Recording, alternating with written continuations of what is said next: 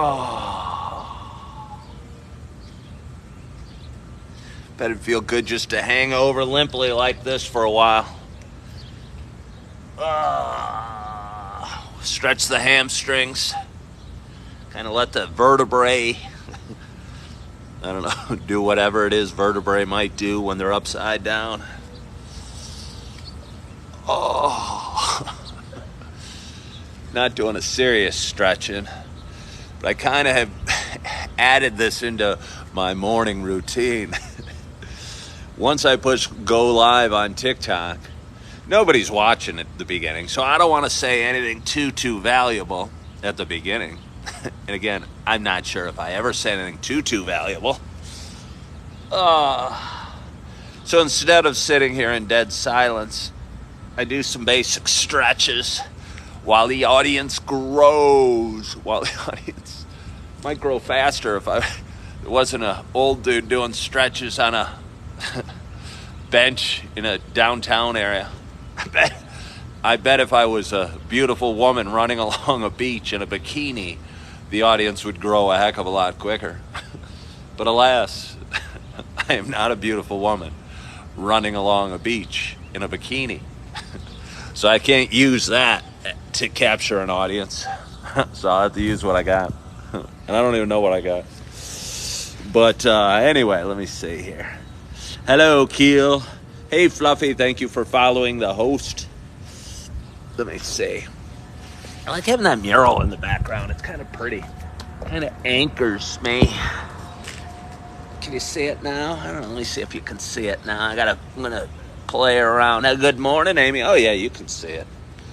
It's kind of in the shade now, but I can't really do anything about that. Man is the mayor of the town. No, I'm not. No, I'm not. Good morning, Mama Bear. Good morning, Fred. Good morning, Rachel. And Mama Bear's from Michigan. She's following the live. Thank you so much for following the live. I'm not Hank from making Breaking Bad. Fortunately, the name I get called the most, besides obscenities, is Bruce Willis. And I think Bruce Willis is cool. So I get that the most. Probably second most would be Hank from Breaking Bad. Mr. Clean, of course, and occasionally Howie Mandel. And then various insanities. Good morning from North Dakota. North Dakota must be such an interesting place. What's the terrain in North Dakota? Is it super flat? Or are there hills and almost would-be mountains compared to me in Illinois? Good morning from Nashville, and thank you. It is a nice haircut. Good morning to you. My name is Ken Tracy, and this is Coffee with Ken. It is Sunday morning. It is June 25th. I'm getting hit by little gnats. Good morning from Oklahoma. And it is about 6:50 a.m. Happy Sunday. This is a little show. Everyone with thinning hair should. I get distracted doing my show, but I'll get back to the intro. I'll be back to the intro. I walked by a barbershop yesterday morning after doing my show, and I believe it was about 7:40, and the barbershop did not open till 8. And there was about 5 men waiting outside the barbershop, waiting for it to open at 8 o'clock. I don't know if they do appointments at this barbershop. It's actually just down the street. And one of the guys had very little hair. He had kind of this thing going, and there wasn't a heck of a lot to it. And I looked at him and said, oh, but you could do this. And he goes, oh, I don't, I got big meetings this week, and I want it to look good. I mean, the barber must be getting quite a deal. He must just go in there and take some clippers, I guess, and go wink, wink, wink, wink, and call it a day. And I don't know if he charges full or if he gives a discount for something that only took a minute and a half.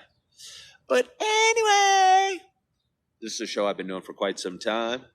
It is a show about me sharing a little bit about life, sharing a little bit about the ups and downs that we all go through, sharing a little bit about my beautiful town at Naperville, Illinois, where I live right now and have called home for the last 15 years. Look at this pretty mural behind me. It's I forget what it is. Somebody told me what it is. When they break up the little tiles, mosaic. When I was a kid in school, we'd paint like an egg and break up the shells and make arts out of it. I remember I made some, I don't know, old army guy once, and my sister was mad at me, and she took a black marker and painted an X on the two bare spots on the painting. We were fighting. I guess that's what siblings do. But it was a mosaic made with eggshells. I don't think I was too hurt. I wasn't too attached, and what have you. So anyway, this is a show I've been doing for quite some time. It is a show about me sharing and talking about the ups and downs we have in life. But for those that have been watching a while, you know it is more than that. It's also a show about me sharing my love of coffee. And with that in mind, I have my nice hot cup of coffee in front of me. And I am so excited to take my first sip. I know it's not early. I mean, it's early for most people on Sundays. It's a late start for me. I actually slept in, but I'm needing that sleep. Good morning, Scott Jones. I'm so excited to take my first sip on this Sunday morning. My only hope is that wherever you are, whatever you're doing, you have a hot cup of coffee in front of you as well. Cheers to us.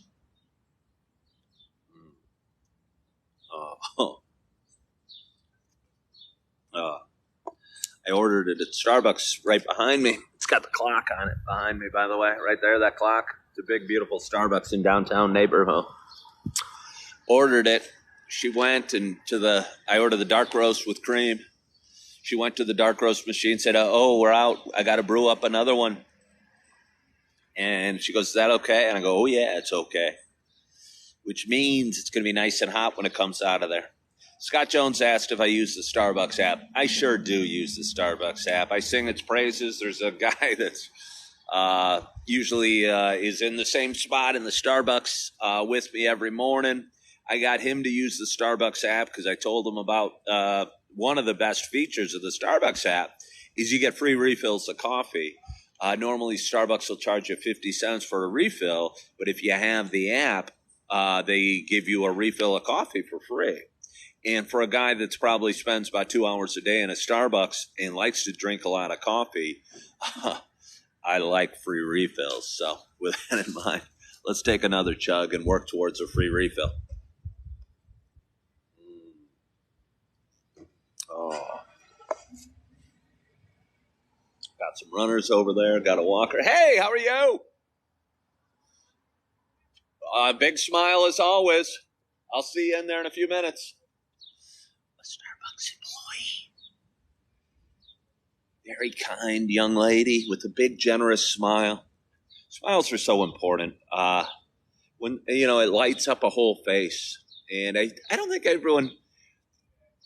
There's expressions out there. Turn that frown upside down. I think some people are born to smile, and born to have that coming out from them, and that joy, and that good vibe, and that what have you. And certain people have sometimes that opposite vibe. And that woman has a joyousness to her, and a brightness to her, and a huge smile to her. And it's just a nice thing to have. And I'm sure Starbucks is, they might not know they're fortunate, but I'll tell you what, in a customer service position, like the person at the checkout that gets me my coffee, it's really nice walking in, seeing a big, generous smile first thing in the morning. And she's just a real pleasant, nice young lady. So here's to her. Anyway, it's Sunday morning. For those, hello there, Flower from Ohio. Hello there, Smartwatch. For those who've been watching a while, Sundays are, good morning from Long Island. Sundays are one of my favorite days. Hey, I don't work. I don't work on Sundays, so that sets it on a nice tone. I was a realtor for 17 years, and oftentimes Sundays were, probably my busiest days. They were usually our days we had open houses. And I'll tell you what, the worst thing about there's several things that I didn't love about being a realtor, but my least favorite part of the realtor job was putting up the open house signs on the street corners and taking them back down after the open house. Not totally sure why. I guess you'd have to pull up to every place and find a place to park your car where the traffic wouldn't bother it. You'd have to go to your trunk, get out the sign, kind of feel dorky, taking your sign over and putting it in the ground. Then you'd have to undo it all in the fix it swing after the incident. Yeah. You'd have to take them all down afterwards. And sometimes open houses were very vibrant events, and with tons of customers coming through. I used to sell a lot of smaller condos in a neighborhood called Four Lakes, and occasionally I'd list a studio condo.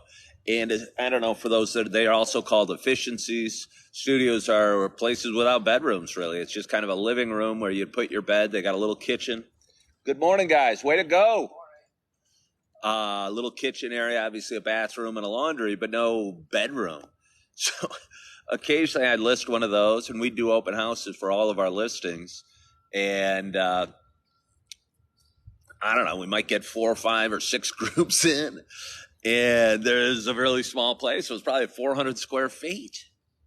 Makes me claustrophobic just thinking about all the people in there. Kind of felt awkward at times. I'd list some bigger places, and occasionally we get some really, really nice traffic. And again, that was a weird experience because a lot of times the real estate market goes up and down, and it's different times. If you did an open house right now, I think you'd get a huge turnout just because there's so few listings for sale. But I was a realtor since 2005. And went through the 2008 to 2013 decline in the market. Good morning, Belinda. And those were really slow times for real estate with tons of listings. A lot of them were short sales. A lot of them were foreclosures in yucky conditions. And I don't know. It's interesting after being in a career for so long. Just the experiences I went through, and then I saw the boom market at the very beginning of my career, and then I saw the decline of the market. I saw kind of plateauing, and then I saw at the end what happened over the last year. Yeah, no socks today. It's very controversial whether I wear socks with my sandals. Usually comes down to temperature. A lot of times I'll be wearing my socks on a work day because I don't get to wear Birkenstocks.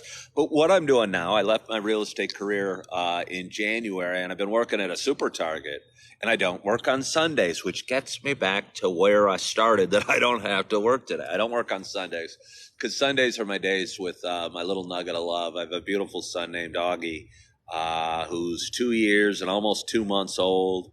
And he makes me smile just thinking about and gives me the chills whenever I talk about. And whenever people see me around town, they always go, "Hey, where's Augie? I miss Augie. I miss your little son." I used to think people like me. I mean, they don't dislike me, but I think they look at me as a thing that carries around my little angel and my little nugget of love, because Augie doesn't only give joy to me, he gives joy to everybody that comes across him. We go to church on Sunday mornings, and it's a big church, and I cannot tell you all the smiles, how excited the ladies are at the daycare, the child care room, that see him. And, he's a sweet little angel with such a beautiful, beautiful spirit, and he's a special little boy. And yeah, he's my little angel. I might as well say he has Down syndrome for anyone that doesn't know. And it's I get the chills every time I say it. And I remember, and I've told this story before, but when I first heard that he might have Down syndrome, I was sad or depressed or anxious or worried or afraid or all sorts of negative, yucky feelings. And he is a perfect little angel just as he is.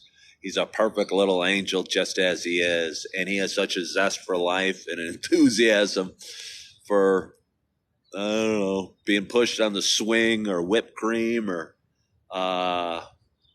blowing kisses or clapping when he's excited or when he's proud of himself, and his whole face, I don't know, his eyes and his mouth, and he's got such joyous expressions.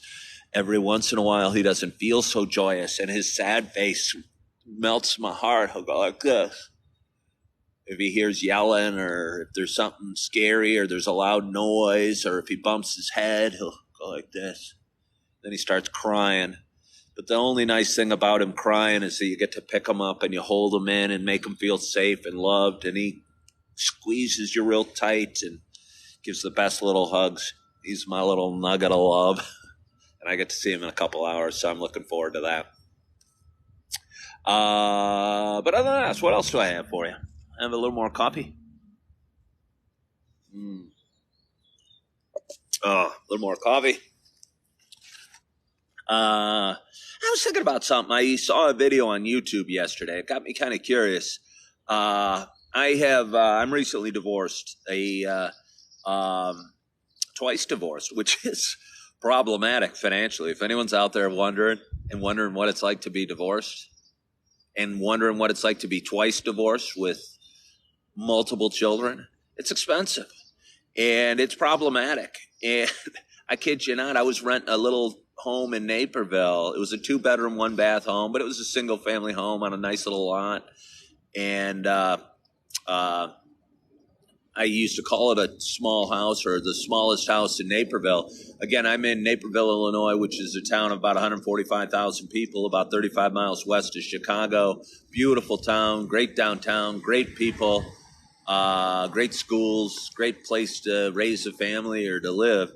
And I'm fortunate to call it home. And I was renting. It's becoming a fairly affluent town with a lot of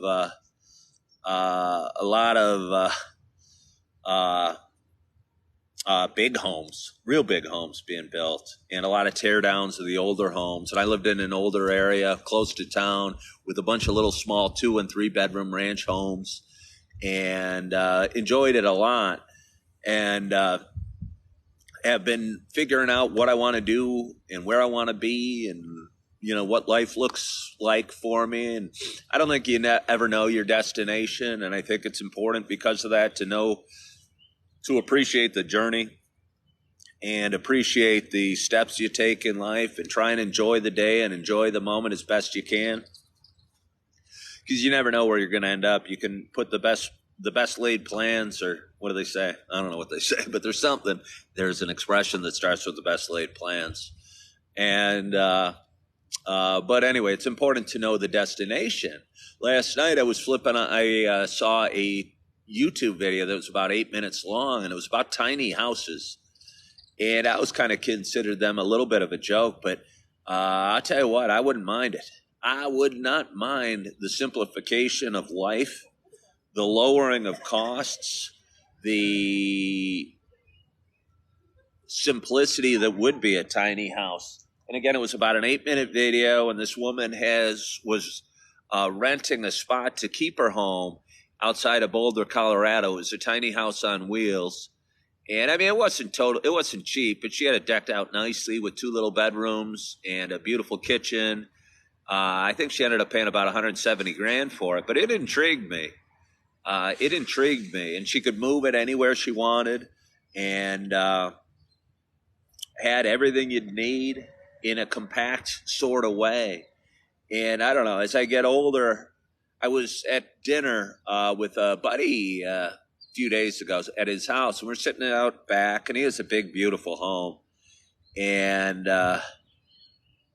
he has a big, beautiful home. And I just, have no desire for a big, beautiful home. I mean, I'd like a beautiful home or a beautiful location or a nice amenities in the home, but big isn't appealing to me at all. And I mean, obviously it's because my kids don't live with me, and my needs are different than I would have dreamed they would be. So this woman's tiny house really got me thinking and got me wondering, wondering, hey, how much would you need to make for that sort of lifestyle? And I've been doing this show for a while, and I started making a little bit of money on it. Very little bit. Very little bit. I just got monetized on YouTube about 6 weeks ago. And I currently make just over about $2 a day on videos on social media. $2 a day is not very much. But I figure, doing some quick numbers in my head, if I made, say, $120 a day or so, I could probably afford the lifestyle that would be a tiny house lifestyle. It'd be 7 days a week. I'd be living my dreams, living my passion, doing this, living a simpler life, a quieter life, but a life that would, I think, be awesome for me and my little kids that stayed over. They'd have their own room and could experience it. But it left me thinking, if I'm at $2 a day and I need to make, say, $120 a day on social media, I got to increase my viewership, my revenue by 60-fold. And I think a lot of people that would bum that out. But I'm kind of an optimist, and I've always been pretty good at math. And I've always been good. I'll get back to that. I've always been good at math. I think it is just math to get from $2 in revenue to 120. Now we just got to run some numbers and calculate and improve and tweak and do things a little bit different and grow the audience a little bit more to get to that. Somebody said it wouldn't cost that much in a tiny house lifestyle to make $120 a day. Well, I got some expenses outside of the home. Again, I am twice divorced, and I have lots of bills. So I'm saying to start it'd be there. I wouldn't want to cap out at $120. I think I don't know. I kind of look at life as a game that you're playing, and I don't know. Money. I don't aspire for great wealth or owning a Ferrari or owning a yacht, but I always have had jobs where money was kind of a way to keep score. Not that money buys happiness, because I know it doesn't. But I think, I don't know. I don't know. I don't aspire to buy anything. If I made $1 million a year creating videos, but it'd be neat to do. I'm sure my ex-wives would appreciate the increased child support. I'm sure that they would. And it'd probably make some things go smoother and easier. And I could buy several tiny houses. Or here's what I'd do. I'd buy a huge tiny house. That'd be an oxymoron. But anyway, it got me excited. And again, it's good feeling excited and enthused because I tell you what, going through a divorce can be tough. And it can kind of suck the spirit out of you. And it can make you miss your kids and miss your family life and miss a lot of things. And make you sad from time to time if you let it. I've done an amazingly good job of keeping my chin up and keeping my spirits high and keeping my smile on. And I think it's because I've been adding good habits and removing bad habits from my life over the last couple of years. And I know I'm on the right path, even though I made a lot more money in lives past and did a lot of more exciting vacations and fancy dinners and stuff like that. I don't think I was on the right path or the path that God intended for me. And I know that I am now, and it feels good. And it feels good starting my day with you guys every morning and drinking a little bit of coffee and, I don't know, getting going and living in gratitude and appreciating the little things and getting healthy sleep. And I think for me, most of it started when I quit drinking, I don't know, 20 months ago or so. And I realized, okay, life's not perfect when you quit drinking, and you have to face some fears and some anxieties and some stressors that, you didn't have to face before, because you could honestly just open up a bottle of beer and I don't know, solve all your problems, at least for a little bit. But it doesn't work. Robert Patrick, you're still trying to quit. I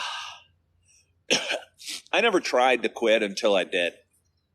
I think in the back of my mind, good morning there.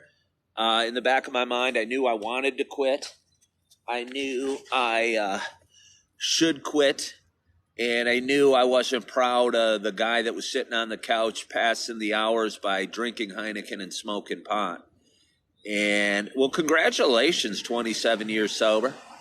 That's awesome. I knew I wasn't proud of the guy I was becoming.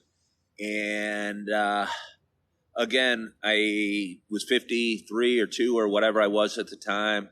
And I know that our lives go by quickly and the time is limited, and that I didn't want to spend the rest of my days just sitting on a couch drinking Heineken and watching golf tournaments. Every once in a while, that'd be nice. Every once in a while, hey, way to go. Somebody on August 7th will be 25 years. August 7th is my birthday. And I'll be 55. So I was 30. I think your name is Michael, on the day you quit. Do I remember my 30th birthday? I was probably drunk. Irony.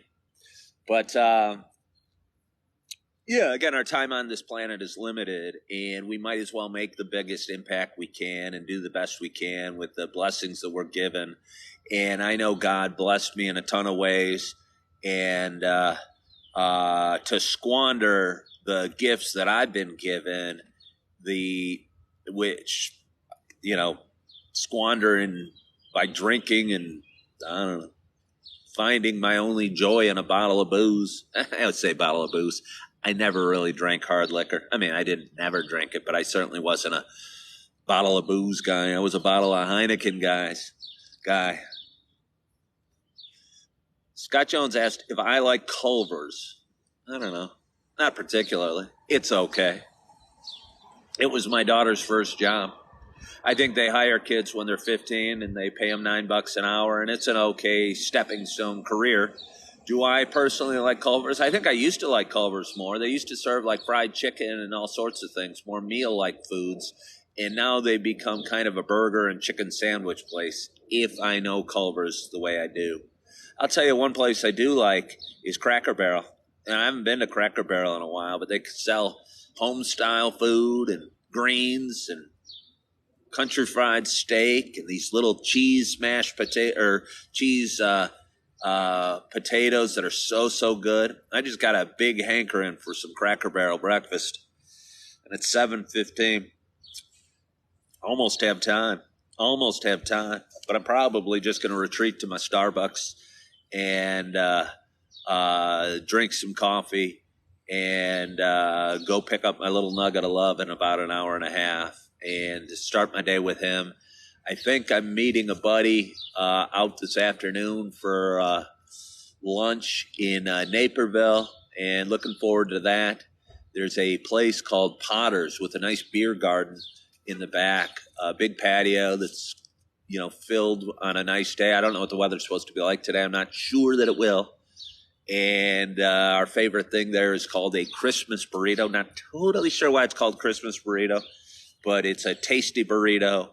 And looking forward to eating it and spending some time outside with a friend, and looking forward to my day. And I hope you're looking forward to your day as well. I hope you had a wonderful night's sleep last night. I hope your weekend is going well. I hope you're feeling good inside. I hope, Robert Patrick, you said you've been trying to quit. When you're ready to quit, you'll quit. I changed the subject. But when you're ready to quit, I believe in you and you'll quit. I wasn't ready to quit for a lot of years. Again, I was looking down on myself as a guy drinking beer every day and wasn't proud of it. And one day I said, this is stupid, and I quit. And I believe you will too when you're ready. And until you're ready for the right reasons, and the only real reason that's right, I think, for you to quit is for yourself. It's not for me or not for your kids even, or your wife or your parents. It's you got to quit because you want to quit. And when you want to quit, I think the decision will be an easy one for you. And I'm in your corner. I'm pulling for you, and I'm saying don't look at yourself as a failure for not quitting. I think we all are on our own journeys, and we all take our own path to get where we're going. And your journey is different than mine. And again, when you're ready to, you'll give it up. I believe in you. I believe when you want to, you will. And yeah, so a little more coffee. Oh, thank you all so much for joining. I so appreciate you. Every morning I wake, I'm feeling kind of fuzzy, feeling kind of anxious, feeling kind of, should I do this? Should I not do it? And it always makes me feel a little bit better when I go live and share a little coffee with you guys. And I so appreciate you guys for watching. And again, I hope you're having a great, great weekend. Hope you had a great night's sleep. I hope you're feeling good. I hope you're loving yourself. I hope you are forgiving yourself. And as always, I hope to talk to you soon. Bye-bye.